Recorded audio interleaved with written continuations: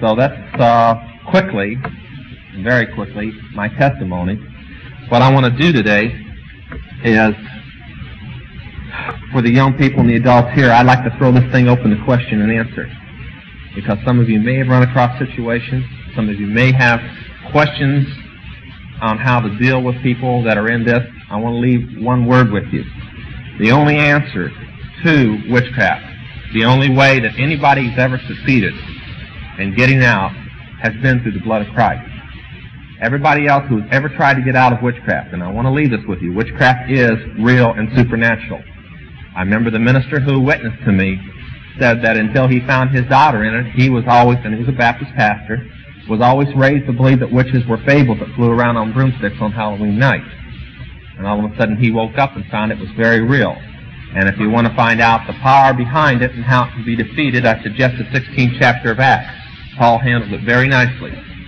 And it's one thing that I can testify to all the teenagers considering the lies that you're born with witchcraft, which is the lie that they give you. When I was saved, and the pastors there at the Baptist church called the demons that were inside me out, I lost all that power of witchcraft. I've never regretted it. If the power came from demons, I don't need the demons. So before you teenagers start fooling around with the astrology charts and the Ouija board, check out the 18th chapter of Deuteronomy and find out you'll pick up a demon from doing it. And you pick up one, you keep on going. My foster mother wrote a book, and she said, doing one spell or practicing one seance in witchcraft is like jumping off of a tall mountain or a skyscraper. There's no turning back. It is the strongest addiction that I know. Dave Wilkerson said that he had seen people go through withdrawal from drugs many times, but seeing one witch go through withdrawal from the occult shattered his mind. And I've helped thousands of people through withdrawal from witchcraft and withdrawal from drugs. And once you've seen the withdrawal that a person goes through from being in witchcraft, you'll think that drugs is something you practice in kindergarten. It's that violent and that destructive without Christ especially.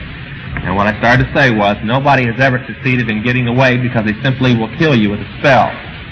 Now, Brother Rasmussen knows from testimony from other people who have been around, they haven't been able to do this to me or anybody else that has ever gotten out. A few people had been killed physically that have gotten out, that were Christians, that got out of witchcraft. And they've tried this with me and my wife and so on, but they've never succeeded, and we're still very, very much alive. But we have to depend wholly upon Jesus to stay in that situation. Now, before any of the young people decide that witchcraft's a groovy thing, they will tell you you can get out anytime you want. But once you're in, there's a bounty on your head should you ever leave. And I don't care if you're 13 or 14 years old, the bounty starts at $10,000, and they send a professional. They don't send an everyday person.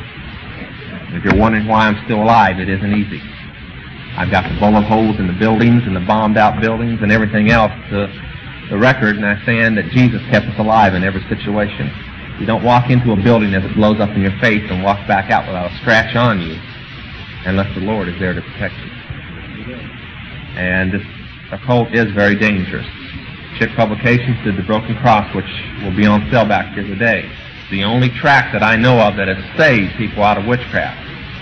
And they did this book, and because of it, they moved to another building with bulletproof glass and bomb-proof walls. That's the situation. The artist draws his stories at home now in a dwelling that they don't know where he is, rather than try and drive to work and be in danger.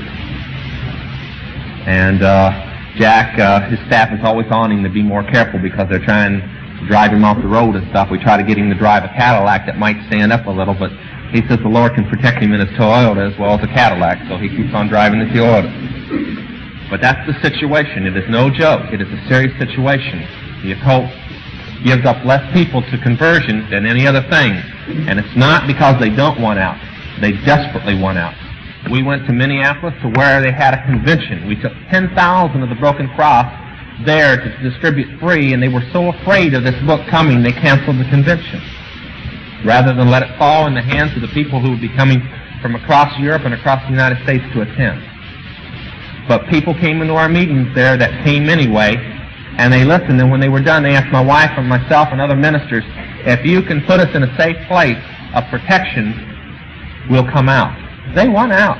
They know that Christianity is the only way, but they're physically afraid to come out. You think the mafia has fear, for those that have been watching The Godfather or something? It holds no fear compared to the occult people coming after you.